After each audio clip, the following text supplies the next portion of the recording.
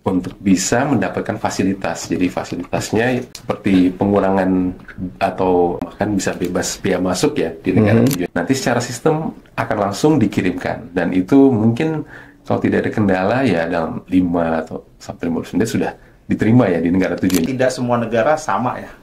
Artinya bagaimana sistemnya INSW ini bisa mengakomodir kebutuhan spesifik per tiap negara ini. Tapi kan pengguna jasa ingin tahu juga dong. Misalnya saya sudah submit, sekarang udah di mana nih gitu. Apalagi sih yang kurang?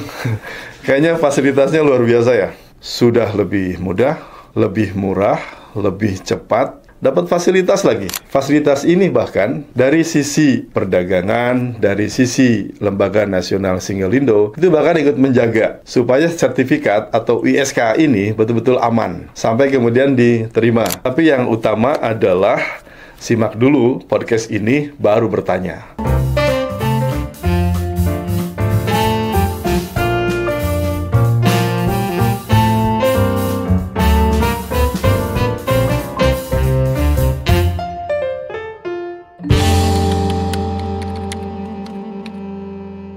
Assalamualaikum warahmatullahi wabarakatuh. Selamat pagi, salam sehat, salam bahagia. Doa terbaik buat teman satu jendela. Sobat LNSW dan juga Sobat Niaga ya. Sobat Niaga, jumpa kembali di podcastnya Lembaga Nasional Single Window, podcast Satu Jendela. Senang bisa kembali bertemu dengan teman satu jendela atau TSJ, tempat semua jawaban. Itu maksudnya, Pak. Well, kali ini kita topiknya lumayan berat. Atau sangat berat menurut saya. Kita mau ngobrol tentang SKA, Surat Keterangan Asal. Atau mungkin teman satu jendela pernah dengar Certificate of Origin. Itu bahasa aslinya. Bahasa kitanya adalah surat keterangan asal. Kita tahu bahwa surat keterangan asal sudah berkembang sekarang. Tidak lagi manual, tapi sudah ada yang berbentuk elektronik. Atau kita sebut elektronik surat keterangan asal. Nah, saya juga awam, tenang aja, sabar. Makanya pagi ini kita datangkan dua narasumber yang kalau luar biasa udah pasti itu. Terkenal itu setelah ini dia jadi terkenal sebetulnya. Ya, langsung saja kita sambut sobat saya juga, yaitu Pak Rizky Pohan. Beliau adalah Ketua Tim Surat Keterangan Asal Aplikasi Perdagangan Dalam Negeri dari Kementerian Perdagangan. Pak Rizky, boleh kenalan dulu. Halo Sobat LNSW dan kawan niaga. Kawan niaga ya? Ya, sorry, kawan niaga. Oke, ya, terima kasih Pak Rizky sudah berkenan mampir. Kemudian, sobat saya yang kedua adalah, jadi kita bertiga hari ini, teman satu jendela. Ada juga Mas Ihsan. Mas Ihsan, tolong dong, sobat. Selamat pagi, halo Sobat LNSW dan kawan niaga. Sobat LNSW dan kawan niaga. Banyak nih berarti, ada Sobat LNSW, ada kawan niaga, ada teman satu jendela. Saya lebih senang teman satu jendela, Pak, karena podcast kita adalah podcast satu jendela. Nah, kita mulai ngobrol pagi ini. Saya mungkin izin ke Pak Rizky dulu. Pak atau Bang atau apa nih? Bebas, Pak. Bebas ya? Saya panggil Bang Rizky deh, karena ada Pohannya gitu kan. Kalau Pohan kan jelas dari sana. Bang Rizky, kita tahu bahwa surat keterangan asal ini sudah sangat berkembang ya, seiring dengan bertambahnya skema perdagangan bebas gitu. Nah, di antara teman satu jendela pasti ada yang baru dengar, apa sih SKA? Apa sih COO gitu. Boleh dong di-spill sedikit apa sih itu SKA atau COO? Baik. Kalau SKA itu ya tadi dari definisinya ya, pandangannya surat keterangan asal. Jadi berupa dokumen, atau surat keterangan atau tadi sertifikat yang menyatakan bahwa barang yang diekspor itu benar-benar berasal dari negara yang mengekspornya. Seperti itu. Jadi nanti dokumen ini akan dijadikan sebagai bukti ya di negara tujuan untuk bisa mendapatkan fasilitas. Jadi fasilitasnya seperti pengurangan atau bahkan bisa bebas biaya masuk ya di negara tujuan. Jadi dokumen ini mungkin jadi syaratnya seperti itu. Oke. Jadi ini adalah dokumen atau juga sertifikat untuk membuktikan barang ini benar-benar berasal dari negara eksportir. Lalu ada fasilitas ya. Wih, enak banget ya. Dan sekarang sudah ada yang berbentuk elektronik ya. Ya, benar Pak. Jadi bedanya untuk SKA ini memang bentuknya dokumen ya sebenarnya Pak. Dokumen yang dicetak, nanti dokumennya dibawa bersamaan mungkin dengan dokumen-dokumen lain ya ke negara tujuan. Tapi ada juga yang bentuknya elektronik. Artinya datanya itu sudah berbentuk elektronik yang akan langsung dikirimkan ke negara tujuan seperti itu. Jadi tidak perlu dicetak sebenarnya karena sudah ada transfer data ya seperti itu. Berarti bukan dokumen yang dicetak lagi, tapi benar. Sudah data. Ya, data yang dikirimkan langsung dari Indonesia ke negara. Kalau sudah pakai data elektronik, masih perlu nggak yang hard copy-nya? Sebenarnya sudah tidak perlu sih Pak. Nggak perlu lagi kan? Datanya sudah diterima langsung di negara tujuannya. Enak banget dong. Ya, pasti lebih cepat. Pasti lebih cepat. Apa komentar dari pengguna jasa begitu berpindah dari hard copy ke elektronik? Yang pasti dari segi biaya tentunya mengurangi ya, jadi tidak perlu cetak, tidak ada biaya pengiriman, itu kan juga akan menambah biaya ya. Kemudian yang pastinya itu waktu. Jauh-jauh lebih cepat karena ya untuk proses pengiriman tentunya kan butuh waktu ya, kita harus datang dulu ke jasa pengiriman, kemudian nanti dikirimkan. Kalau elektronik itu ketika SKA-nya sudah diterbitkan atau disetujui ya oleh penerbitnya, nanti secara sistem akan langsung dikirimkan, dan itu mungkin kalau tidak ada kendala ya dalam 5 atau sampai 15 menit sudah diterima ya di negara tujuannya. 5 sampai 15 menit. Ya, itu mungkin pengalaman dari rata-rata ya, tapi ya bisa lebih cepat, bisa lebih cepat. Pastilah ya kan, pasti lebih cepat. Dalam 1 hari sudah sampai di sana. Tadi disinggung tentang penerbit. Ya. Bayangan saya adalah penerbitnya ya Kemendag lah gitu. Atau gimana sebetulnya prosesnya? Jadi untuk penerbitan SKA ini diterbitkan oleh instansi penerbit ya. Jadi ada instansi penerbit SKA yang ditunjuk oleh Kemendag yang tersebar di seluruh Indonesia. Jadi instansi ini berada di bawah pemerintahan daerah, khususnya di Dinas Perdagangan ya, di beberapa Dinas Perdagangan di seluruh Indonesia yang nanti akan melakukan pemeriksaan ya, permohonan untuk SKA-nya nanti. Mereka yang akan memvalidasi data-data permohonan itu dan akan menyetujui apakah ini akan bisa terbit ya atau tidak. Jadi, mereka yang mensahkan. Sip. Berarti ada instansi yang ditunjuk. Benar. Nah, teman satu jendela, saya bayangkan begini, kalau memang ada instansi yang ditunjuk, berarti mereka tidak harus berbondong-bondong ke perdagangan dong. Ya kan? Cukup mendatangi instansi yang ditunjuk tadi kan, gitu. Benar, Dan itu tersebar semuanya. Ya, di seluruh Indonesia. Untuk elektronik maupun hard copy. Benar, Pak. Jadi untuk proses pengajuannya sebenarnya sama ya, baik itu untuk yang elektronik maupun yang hard copy. Jadi pelaku usaha ekspor itu harus mengajukan permohonan melalui sistem di Kemendag kami di SKA. Ketika mereka sudah mengajukan, submit permohonannya. Ada proses pemeriksaan di sisi IPSKA dan nanti setelah disetujui oleh IPSKA-nya, nah ini nanti tergantung tadi. Kalau yang untuk yang hard copy itu ada juga berarti harus mencetak ya, cetakan dokumennya itu. Untuk beberapa IPSKA mungkin masih perlu ada tanda tangan basah gitu. Ya, untuk yang hard copy. Untuk beberapa IPSKA yang sudah mungkin yang di kota-kota besar, provinsi besar ya, itu mereka sudah otomatis, jadi ketika mencetak sudah ada tanda tangan dan stempelnya, jadi tidak perlu datang lagi ke IPSKA. Tapi yang memang lebih efisien lagi mungkin yang elektronik ya, jadi mereka ketika submit langsung selesai, dan tidak perlu ada datang ke IPSKA dan sebagainya, cetak tidak. Submitnya pun tidak harus datang ke IPSKA, prosesnya kita tinggal nunggu saja sistem, ya. Kalau boleh tahu, sampai sekarang sudah berapa banyak skema FTA yang implementasi ya tentunya, dan sudah berapa banyak yang elektronik?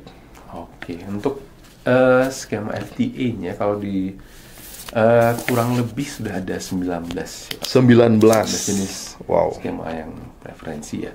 Untuk yang elektronik saat ini baru 5 ya. Dari itu ada skema untuk perdagangan ASEAN negara antar negara ASEAN, ASEAN dengan Cina, ASEAN dengan Korea. Ada juga yang perjanjian bilateral ya antara Indonesia dengan negara tujuannya.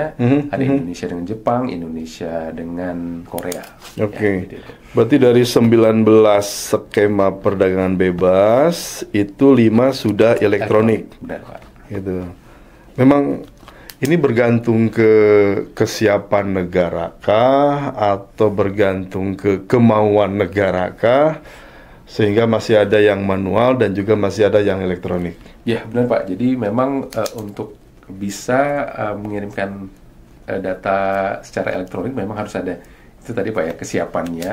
Karena tentunya membutuhkan sistem ya, sistem yang siap di kedua sisi gitu, dari sisi Indonesia atau negara tujuannya harus siap, kemudian juga ada kemauan untuk menggunakan elektronik ini juga.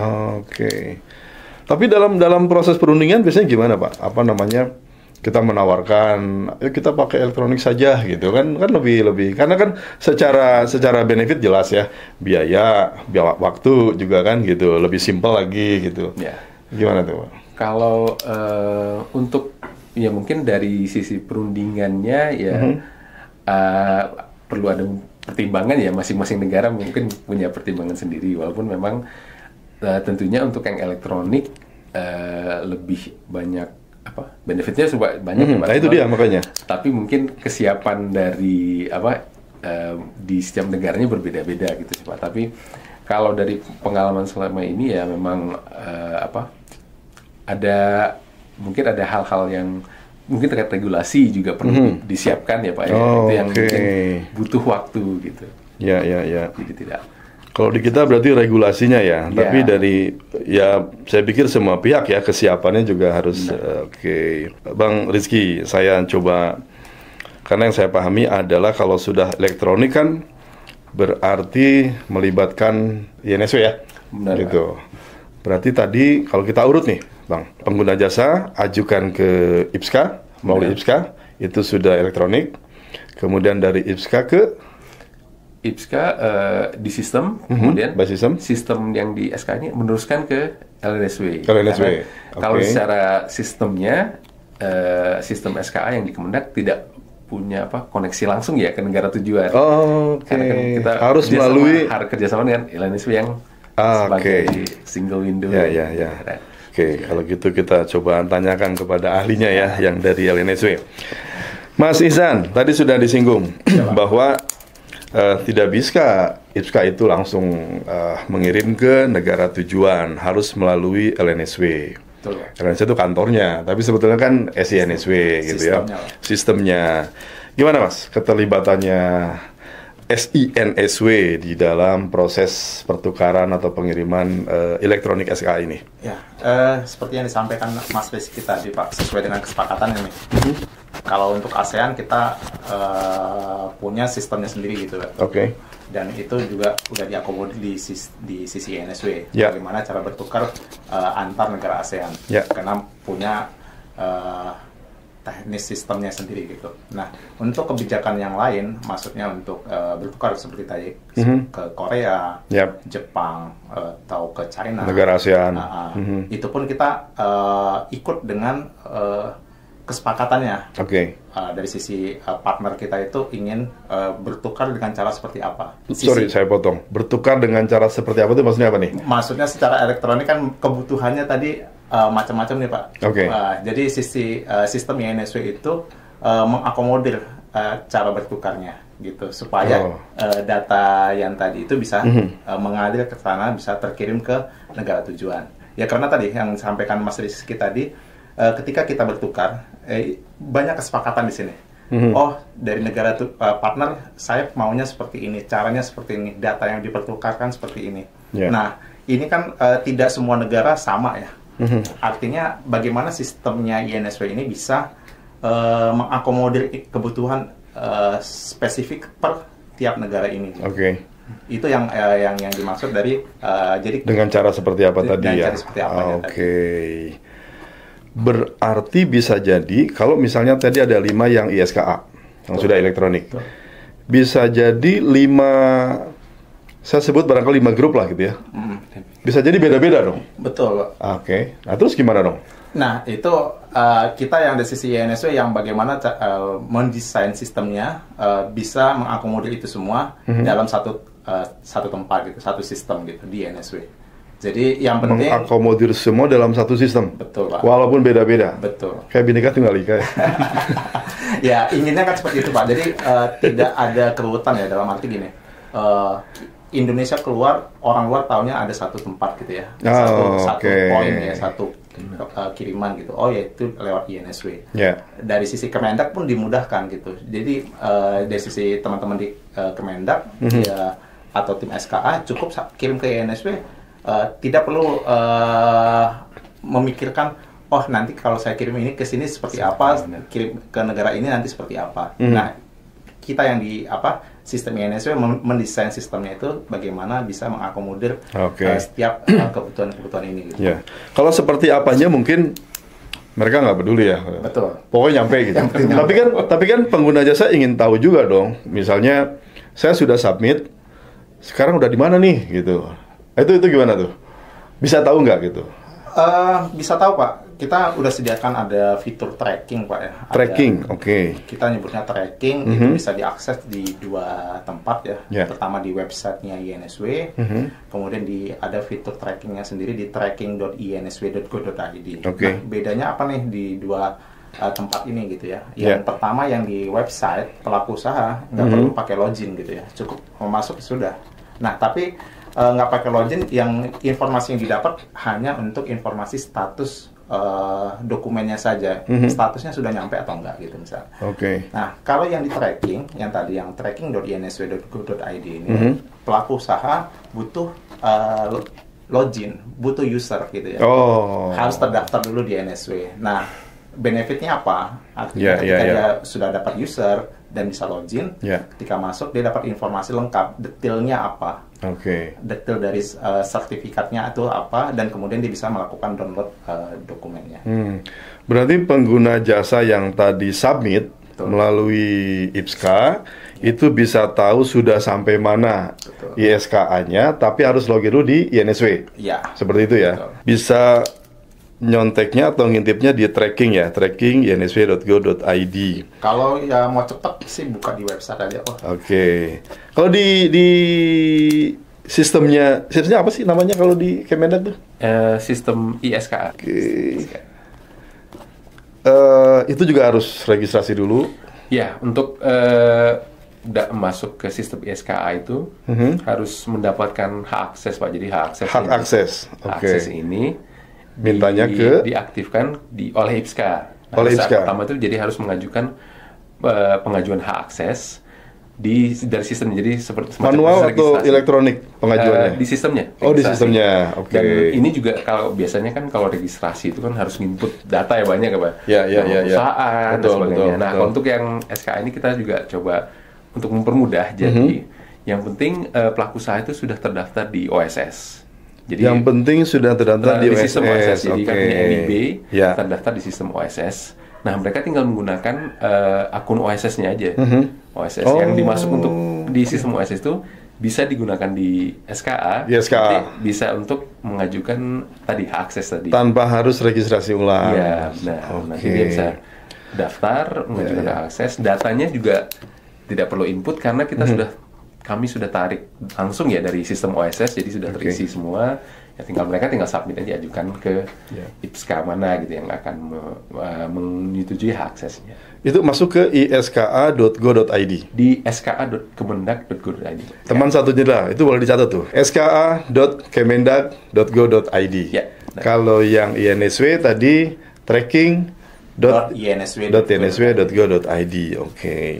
Kalau untuk panduan nih buat pemula misalnya kayak saya, ada nggak sih apa namanya web yang untuk belajarnya, untuk lihat itu di mana tuh? Bisa Pak, di website itu kami juga sudah sediakan ya. Di situ ada menu informasi, ada juga video tutorial. Jadi ada video juga. Bisa diikuti ya melalui video tutorial itu langkah-langkahnya kalau mengajukan seperti apa, mau mengajukan form misalnya yang ke ASEAN seperti apa gitu yang elektronik. Oh, per tujuan ada. Per jenis form itu kami siapkan juga. Jadi tinggal diikuti aja langkahnya seperti apa untuk pengisiannya. Karena bisa jadi kan antar ke negara ini form apa bisa jadi form pengisiannya berbeda gitu. Jadi berarti di ska.kemendag.go.id di situ ada menu untuk juga bisa belajar terlebih dahulu ya. Di NSW ada juga ya? Ada Pak. Ada ya. Enak ya? Teman satu jendela. Apalagi sih yang kurang? Kayaknya fasilitasnya luar biasa ya. Sudah lebih mudah, lebih murah, lebih cepat. Kemudian juga friendly kayaknya. Modulnya ada. Cukup terdaftar di OSS, lalu bisa langsung untuk mengajukan Certificate of Origin. Dan yang utama adalah dapat fasilitas lagi, ya kan? Gitu. Oke, menarik menurut saya, karena yang tadinya berpikiran manual, sekarang kemudian bergeser sedikit harus elektronik dengan penyesuaian pasti ada lah. Pasti ada kan? Berarti gimana tuh pada saat penyesuaian ketika beralih dari manual ke elektronik? Ada nggak suara-suara misalnya, Pak enakan yang dulu Pak gitu? Orang kan males. Kalau di awal-awal biasanya ya gitu Pak, ada perubahan kebiasaan mungkin ya Pak. Dulunya ngajuinnya seperti apa? Ipscat, cetak gitu ya. Terus elektronik seperti ini. Mungkin juga ketika elektronik, wah di tracking kok nggak nyampe-nyampe. Nah, mungkin kendala seperti itu. Tapi memang kalau ke depan lama-lama ke depannya itu memang justru yang lebih disukai itu yang elektronik kan tadi ya lebih banyak kerasa lama-lama benefitnya dari setelah berapa lama implementasinya mungkin jadi lebih kerasa itu buat pelaku. Ini harusnya gitulah ya kan, harusnya gitu kan. Savingnya ada nggak informasi ini yang dulunya saya harus ngeluarin katakanlah biaya sekian, sekarang berkurang sampai sekian persen gitu, ada nggak itu? Kalau dari biaya itu saya kurang tahu sih. Pernah sudah pernah dikaji atau itu, tapi belum kurang tahu sih Pak. Tapi kalau dari mungkin ini ya Pak, mendapat feedback dari pengguna jasa, mereka memang sekarang lebih senang gitu untuk yang elektronik. Berarti jangan-jangan nih sudah mulai ada dorongan supaya yang sisanya sekitar berapa tadi? 14 skema, mungkin sudah ada permintaan juga elektronik. Iya, ada. Setahu saya mungkin ada di tahap perundingannya mungkin ya Pak, sudah mulai dibahas ya. Ada beberapa perjanjian yang mungkin sudah mengarah ke elektronik. Nah, kembali ke SINSW nih, Mas Ihsan. Karena kan tadi sebagai hub ya, pengguna jasa submit tetap disediakan tracking system ya, dia bisa tahu gitu. Kira-kira kendala apa sih sebagai pengantar? Karena amanatnya berat nih, kan pengusaha kan pasti importir tenang ya, nanti dapat fasilitas gitu kan di sana gitu. Kok nggak nyampe-nyampe gitu. Nah, itu gimana? Kalau kendala ya pastinya namanya kita menggunakan sistem Pak ya. Kadang ada saja ininya kendalanya. Gimana? Baik kendala sistemnya sendiri ataupun mungkin ada yang lain, misalnya downtime gitu ya. Nah, kalau downtime itu biasanya kita informasikan ke pelaku usaha bahwa ada kondisi yang butuh misalnya maintenance, atau misalnya negara tujuan lagi ada isu juga gitu ya. Nah, itu biasanya kita informasikan ke teman-teman di Kemendag, dan kita juga informasikan di website kita bahwa negara tujuan dari tanggal sekian sampai dengan tanggal sekian ini akan tidak bisa dilakukan pengiriman. Nah, itu nanti di situ juga akan diinformasikan apakah nanti bisa dikirim pakai hard copy saja atau karena mungkin sebentar ya tunggu saja sebentar, nanti setelah itu up lagi bisa kirim secara elektronik. Itu dari sisi secara besar downtime itu ada informasinya. Tapi kalau misalnya kecil-kecil, misalnya kayak ada gangguan gitu ya. Nah, kalau ada gangguan ini biasanya perusahaan menghubungi kita ke call center kita untuk menanyakan ini atas sertifikat saya sudah sampai di mana nih. kok belum nyampe misalnya. Kan tadi disampaikan Mas Rizky bilang, oh sekitar 5 sampai 15 menit. Tapi ini ternyata kok udah lebih dari segitu kok. Nggak nyampe, ada apa nih gitu ya. Nah, itu sebenarnya dari sisi perusahaan bisa koordinasi dengan kita, komunikasi dengan kita, tanyakan ini kenapa kok belum sampai gitu. Oke. Karena nanti informasinya itu bisa nanti apakah dari negara tujuan bilang, oh atas sertifikat kamu belum ada nih, belum kelihatan di sistem kami gitu misalnya. Atau nah itu bisa jadi sebagai trigger, memang belum sampai nih atas dokumennya. Atau bisa tadi tracking, tadi yang lewat di website atau lewat tracking, belum ada nih statusnya kok belum berubah-berubah nih, belum terkirim gitu. Nah itu nanti bisa tanyakan ke kita. Oh itu bisa terjadi di menu tracking ya? Ya kita bisa terlihat di situ Pak. Jadi di situ bisa ketahuan, kok statusnya nggak berubah-berubah atas dokumen ini gitu. Nah itu nanti bisa konfirmasi ke kita. Oh gitu. Karena biasanya kalau yang seperti ini bukan secara semua dokumen tidak terkirim Pak. Mungkin ada beberapa case, beberapa dokumen itu memang ada kondisi tertentu dia dari sisi sistem tidak bisa memproses lebih lanjut ke tahap berikutnya gitu. Ya. Oke, kembali ke tracking. Ini masih menarik nih yang tracking nih. Kalau boleh agak-agak detail untuk trackingnya dari awal deh. Dari awal gimana nih? Pengguna jasa sudah submit ke SKA. Lalu kemudian bagaimana dia bisa tahu bahwa sudah masuk ke SINSW? Ada nggak di dalam sistem? Ada. Jadi kalau di sistem SKA itu, ketika mereka pertama kirim nanti bisa lihat ada statusnya terkirim ke IPSKA, jadi sudah masuk di IPSKA. Nah, kemudian nanti prosesnya berarti di IPSKA ya Pak. Mereka melakukan verifikasi persetujuan.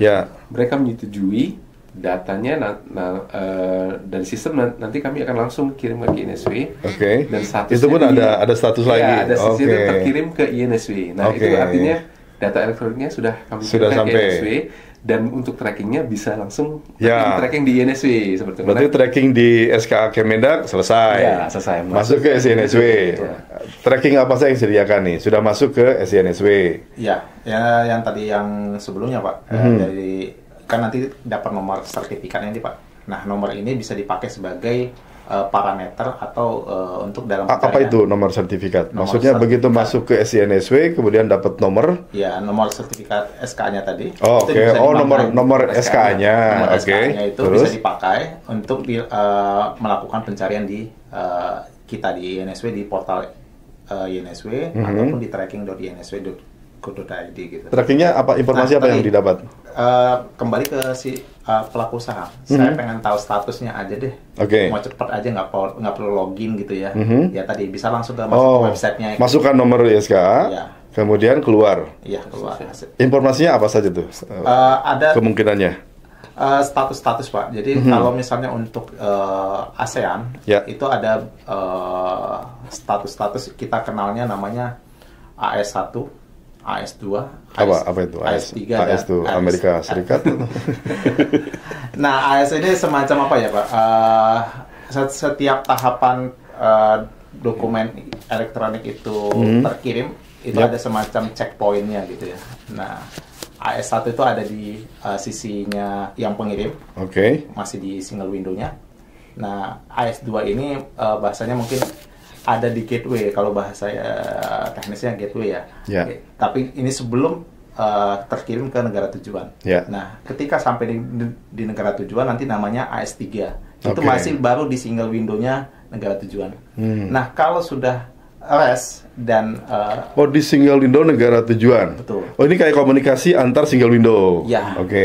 Terus? Nah, itu nanti ketika benar-benar sampai ke sistemnya custom. Sistemnya custom di sana nanti setelah di single window-nya negara tujuan itu ada proses pengiriman ke sistemnya custom. Negara tujuan. Nah, nanti ketika sudah diterima di sistemnya custom negara tujuan, itu akan berubah menjadi statusnya menjadi REST. Kalau misalnya REST. REC namanya, receive. Receive. Kalau misalnya REST-nya diterima, tapi ternyata berdasarkan validasi sistemnya customnya, ada yang nggak sesuai gitu. Nah, dia akan reject. Nah, rejectnya itu statusnya jadi NOT, not.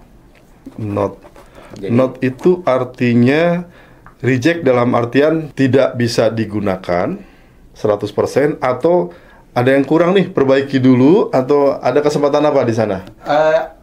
Validasi sistem sih Pak, bukan terkait dengan apakah atas sertifikat CO-nya tidak bisa dipakai atau tidak. Jadi misalnya ada kode pelabuhannya tidak sesuai, atau ada informasi yang harusnya terisi tetapi kosong gitu misalnya. Ya. Nah misalnya seperti itu. Nah, kalau misalnya seperti itu biasanya nanti dari sisi sistemnya custom negara tujuan akan menginformasikan kembali ke kita bahwa atas sertifikat ini, nomor sertifikat SKA ini, kita kasih notifikasinya not ya. Nah, informasi not ini kita juga akan kita terima di sisi INSW. Nah, INSW pun akan menginformasikan kembali ke sistemnya SKA di Kemendak. Berarti kayak balik lagi. Betul. Balik lagi artinya masih ada kesempatan. Betul, Pak. Untuk perbaikan, kemudian dikirim kembali ke negara tujuan. Bisa ya? Betul. Teman satu jendela, kita bisa bayangkan bahwa fasilitas ini bahkan dari sisi perdagangan, dari sisi Lembaga Nasional Single Window, itu bahkan ikut menjaga supaya sertifikat atau ISK ini betul-betul aman sampai kemudian diterima. Ada satu status tadi saya dengar RIC ya, receipt ya, diterima atau tidak gitu ya. Nah kalau diterima ya kita, belum selesai. Kalau sudah RIC itu tiba di sistemnya custom, bisa tahu nggak tadi karena ingin menikmati fasilitas? Ya artinya Pak, setelah diterima di sisi sistemnya custom, nah importir di negara tujuan bisa melakukan pengajuan PIB-nya lah ya, pengajuan importasinya di custom di sana menggunakan dokumen COO tadi yang sudah terkirim di sana gitu. Importir menginformasikan ke kantor custom bahwa saya akan melakukan importasi dengan sertifikat yang sudah dikirim tadi. Maksud saya adalah karena tujuannya ingin menikmati tarif fasilitas tadi ya, tarif preferensi ya namanya. Apakah pengguna jasa eksportir itu bisa tahu bahwa SKA yang dia ajukan itu memang digunakan di sana gitu? Itu sampai sana nggak? Nah, di sisi elektronik kita juga menyediakan fasilitas Pak. Jadi ketika di custom negara tujuan sedang melakukan pemeriksaan atas dokumen importasi di sana, termasuk di situ melakukan penelitian atas sertifikat SKA-nya, di situ dia akan memutuskan apakah atas sertifikat ini akan saya terima atau tidak. Nah, setiap keputusan itu ada statusnya. Nah, status itu akan diinformasikan secara elektronik dan akan diterima ke sisi NSW dan akan kita informasikan juga nanti ke by system juga ke SKA. Even eksportir pun sebetulnya punya kesempatan untuk mengetahui apakah CO-nya itu kemudian pertama dipakai atau tidak, yang kedua diterima atau tidak diterima gitu ya. Kalau seperti itu, harusnya juga kita bisa tahu ya berapa jumlah CO yang diterima, berapa jumlah CO yang kemudian ditolak atau bahkan tidak digunakan, itu bisa tahu ya? Iya, kalau melihat dari status, berdasarkan status itu memang ya bisa sih Pak. Harusnya bisa ya? Bisa Pak. Nah ini yang menarik nih, berarti kan statistik terjaga, utilisasi terjaga gitu kan, manfaatnya jelas apalagi gitu.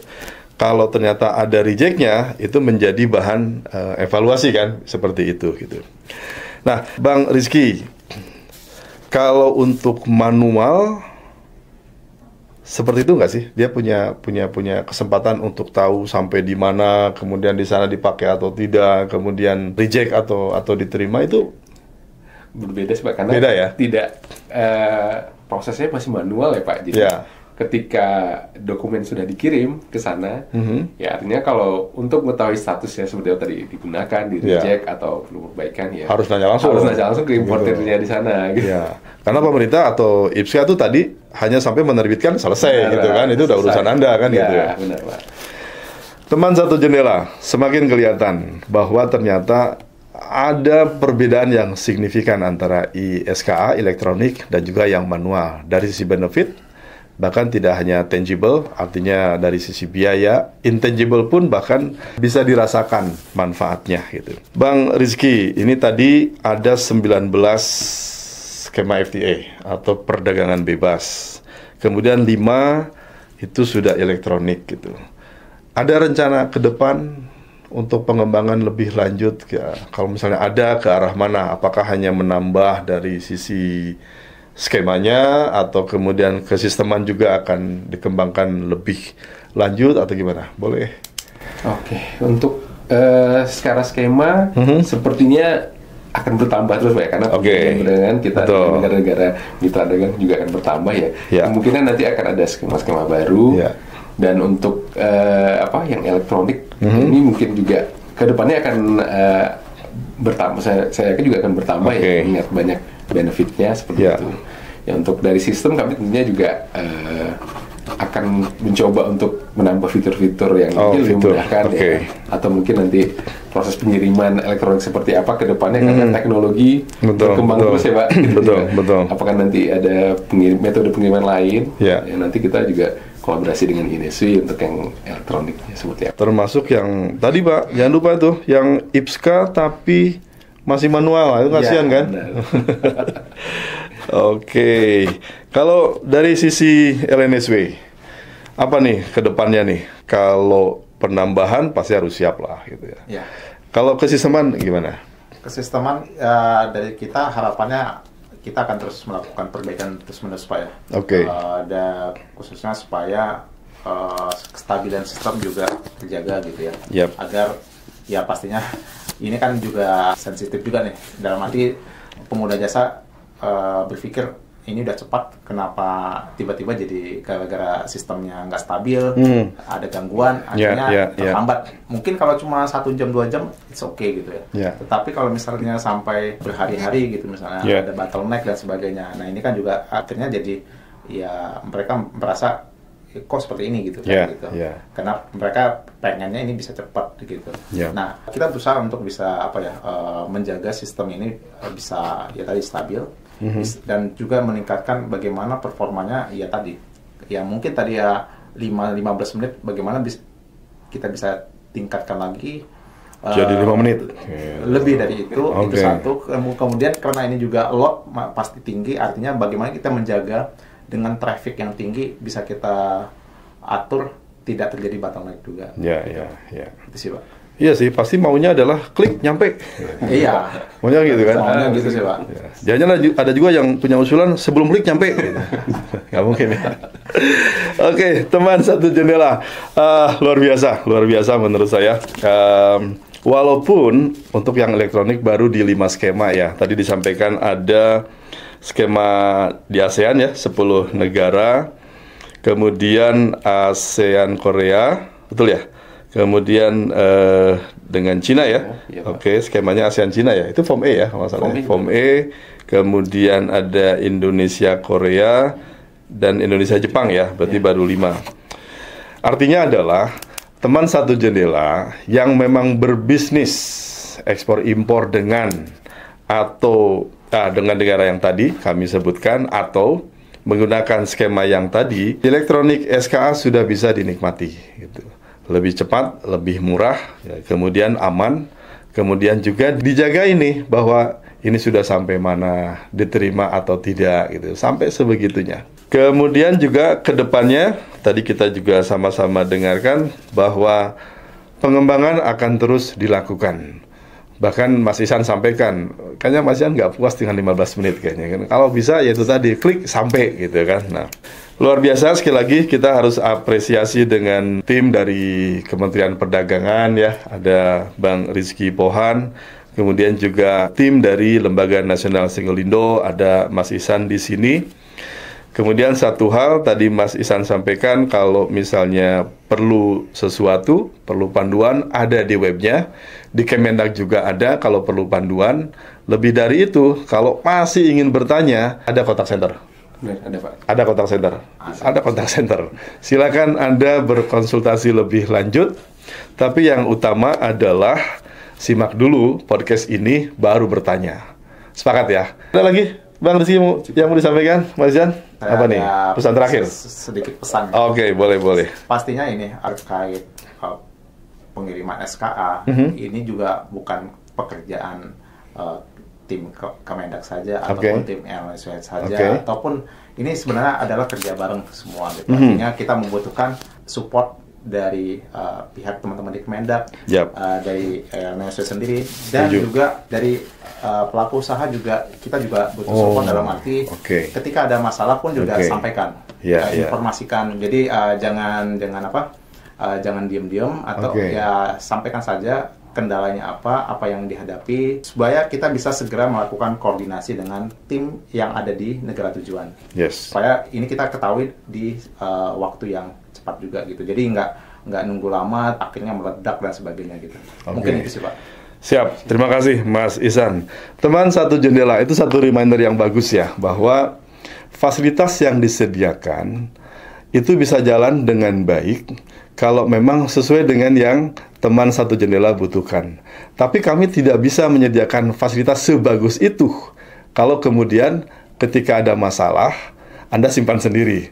Tolong share ke kami. Itu barangkali menjadi bahan pengembangan ke depan gitu ya, sepakat.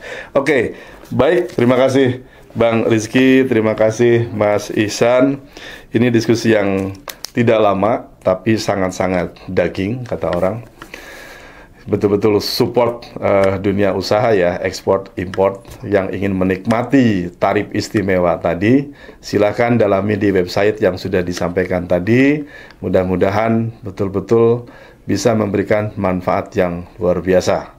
Sampai jumpa di podcast Satu Jendela berikutnya. Terima kasih. Assalamualaikum warahmatullahi wabarakatuh.